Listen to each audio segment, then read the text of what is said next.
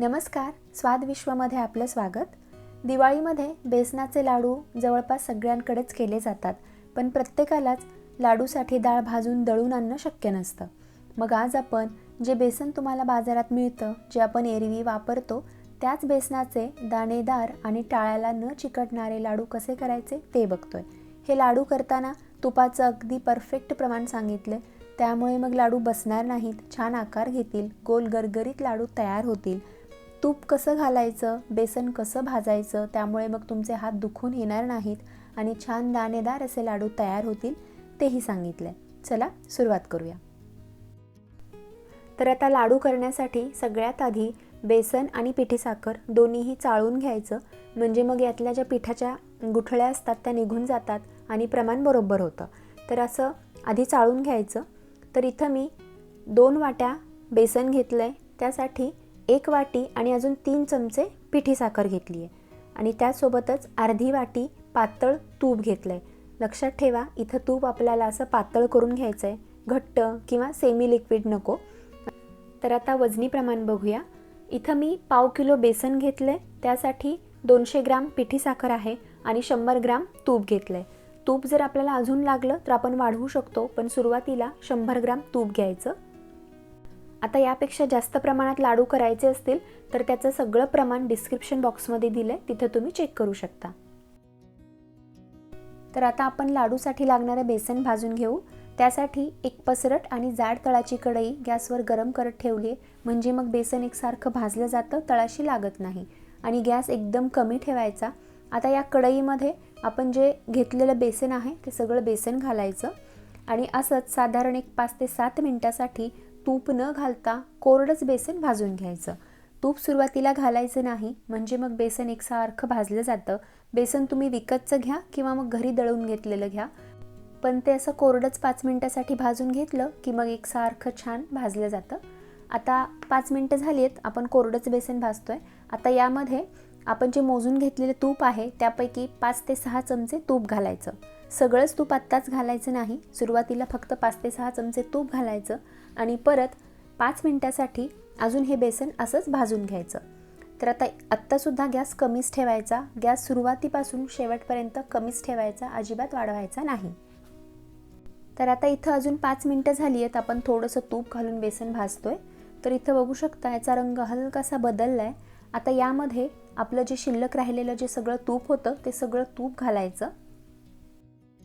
आता असं सगळं तूप बेसनामध्ये घातलं की त्यानंतर बेसनाच्या ज्या अशा गुठळ्या होतात त्या मोडायच्या आणि साधारण 10 ते 15 मिनिटासाठी बेसन कमी गॅसवरतीच भाजत राहायचं. आता असं तूप घातल्यानंतर हे सगळं तूप बेसनामध्ये शोषलं जातं, बेसन कोरडं होतं. तुम्हाला वाटेल तूप कमी पडलं म्हणून, पण तरी देखील आत्ताच तूप वाढवायचं नाही, एवढ्याच तुपामध्ये बेसन भाजत राहायचं. आता 10-15 मिनिटं भाजल्यानंतर जेव्हा हे बेसन भाजत येईल त्यावेळेला या बेसनामधलं हे जे तूप आहे ते वेगळं व्हायला सुरुवात होते, म्हणजे हे बेसन ओलसर होतं, ह्याला असा ओलसरपणा येतो. पण जर तसं झालं नाही आणि जर आपल्याला वाटलं की यासाठी अजून तूप लागणार आहे तर मग आपण अजून यामध्ये तूप वाढवू शकतो, पण आत्ताच तूप वाढवायचं नाही, नाहीतर मग तुपाचा अंदाज चुकतो आणि बेसनामध्ये मग तूप जास्त होतं. तर आता साधारण 15 मिनिटं झाली आहेत, आपण बेसन भाजतोय आणि सुरुवातीपासून 20 ते 25 मिनिटं झाली आहेत, तरीही हे बेसन अजून कोरडं आहे, म्हणजे याला अजून तुपाची गरज आहे. तर बेसनाच्या क्वालिटीवरच तुपाचं प्रमाण हे अवलंबून असतं, त्यामुळे मग सुरुवातीला 100 ग्रॅमच तूप घ्यायचं आणि जर लागलं तरच तूप वाढवा.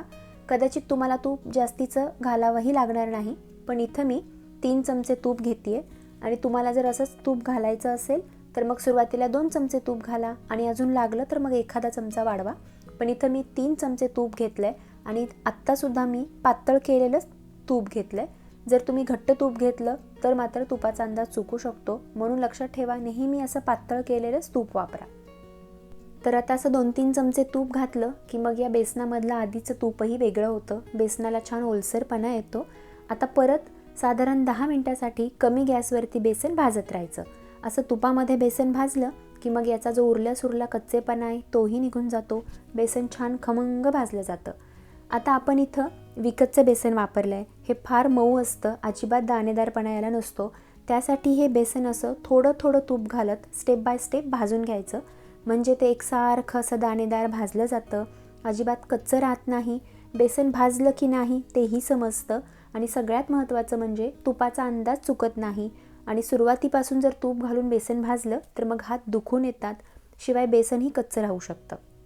तर आता साधारण 15 मिनटं झाली आहेत बेसन भाजतोय आणि सुरुवातीपासून 30 ते 35 मिनटं झाली आहेत. तर बेसन खमंग भाजलं आहे, त्याचा भाजलेला वासही येतो आहे, रंगही बदलला आहे. आता या बेसनामध्ये 4 चमचे दूध घालायचं. आता असं शेवटी यामध्ये दूध घातलं की बेसनाला छान दाणेदार टेक्स्चर येतं, बेसन हलकं होतं आणि दुधामुळे लाडू खराब होत नाहीत, कारण असं 1-2 मिनटं परतलं की यातला दुधाचा अंश निघून जातो. तर दूध घातल्यानंतर 2 ते 3 मिनटं परतलं की मग गॅस बंद करायचा. तर एवढं बेसन परतण्यासाठी मला 30 ते 35 मिनटं लागले. आता यापेक्षा जास्त बेसन असेल, म्हणजे अर्धा किलो वगैरे असेल, तर तुम्हाला 40 ते 50 मिनटं लागू शकतात. तर आता गॅस बंद केला की मग हे बेसन कढईमध्येच ठेवायचं नाही, कारण तळाशी लागू शकतं. लगेचच एखाद्या पसरट ताटामध्ये किंवा टोपल्यामध्ये काढून घ्यायचं. आता हे जे भाजलेलं बेसन आहे ते असं पसरून थंड होण्यासाठी ठेवून द्यायचं. इथं हे पूर्णपणे थंड करून घ्यायचं आहे. तर असं 1 तासाभरानंतर हे मिश्रण पूर्णपणे थंड होतं. तर हाताने चेक करायचं, मिश्रण पूर्ण थंड असायला हवं, कोमट वगैरे सुद्धा नको. मग यामध्ये पिठी साखर मिसळायची. पिठी साखर मिसळताना थोडी थोडी करत मिसळायची, म्हणजे मग ती एकसारखी छान मिसळली जाते. त्यासोबतच 1 चमचा वेलची पूड. आता हे व्यवस्थित असं मिसळून घ्यायचं. लक्षात ठेवा, पिठी साखर घालण्यापूर्वी बेसन पूर्णपणे थंड, म्हणजे रूम टेम्परेचरला असायला हवं. जर बेसन गरम असेल तर पिठी साखरेला ओलसरपणा येईल, मग हे मिश्रण पातळ होईल, मग लाडू वळता येणार नाही, लाडूला छान आकार येणार नाही.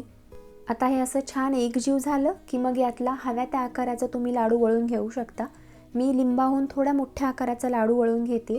असे लहान आकाराचेच लाडू आम्हाला आवडतात. मग आता हे असं लाडू वळून झाला की तुम्ही याला हव्या त्या ड्रायफ्रूटचे काप लावू शकता. मी इथं पिस्त्याचे काप लावते. एका हातानेच हा लाडू वळला जातो, दोन्ही हात लावायची गरज नाही. आणि लाडू वळल्यानंतर मग तो हातामध्ये असा घोळवून घ्यायचा, म्हणजे असा हातामध्ये फिरवला की मग लाडूला छान चकाकीही येते आणि लाडू छान आकारही घेतो. तर इथं किती सुंदर लाडू तयार झाला. लाडू अजिबात बसला नाही, तुपाचं प्रमाण अगदी बरोबर झालं. तर आता असेच आपण बाकीचे सगळे लाडू करून घेऊ. तर एवढ्या आकाराचे 16 ते 17 लाडू तयार होतात आणि जर तुम्ही थोड्या मोठ्या आकाराचे केले तर 11 ते 12 लाडू तयार होतात. तर इथं व्हिडिओमध्ये सांगितल्याप्रमाणे स्टेप बाय स्टेप बेसन भाजून घ्या. तुपाचं प्रमाणही तेवढंच घ्या आणि व्हिडिओमध्ये सांगितल्याप्रमाणे जर लागलं तरच मग तूप वाढवा. तर आता थोड्या वेळानंतर आपण यातला एक लाडू तोडून बघू. यामधलं तूपही छान आळून आलंय, लाडू थोडा घट्ट झालाय, पण लाडूचा आकार छान गोलगरगरीत राहिलाय. तर आता असा लाडू तोडल्यानंतर तुम्ही बघू शकता लाडू आतून किती छान दाणेदार तयार झालेत आणि हे लाडू टाळायला अजिबात चिकटत नाहीत. अशाच पद्धतीने तुम्ही घरच्या किंवा विकतच्या कोणत्याही बेसनाचे लाडू करू शकता. असेच दाणेदार आणि टाळायला न चिकटणारे लाडू तयार होतील. नक्की करून बघा. केल्यानंतर कमेंट करून कळवा. स्वाद विश्व चॅनलला लाईक, शेअर आणि सबस्क्राईबही करा. परत भेटूया अशाच एका रेसिपीसोबत. तोपर्यंत धन्यवाद.